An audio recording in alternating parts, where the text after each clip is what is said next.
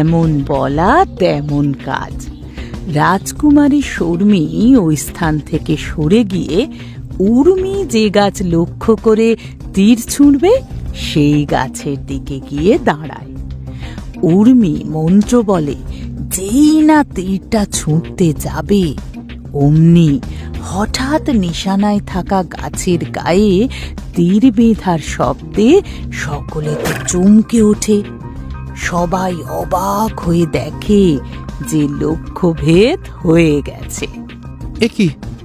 এ কি করে সম্ভব? আপনি তো এখনো তীর ছোড়েননি, তাহলে লক্ষ্যে তীর লাগলো কি করে? এটাই তো আমাদের বিদ্যার বৈশিষ্ট্য। শুধুমাত্র মন্ত্র বলেই আমরা এক তীর থেকে অন্য তীর তৈরি করে লক্ষ্যভেদ করতে পারি।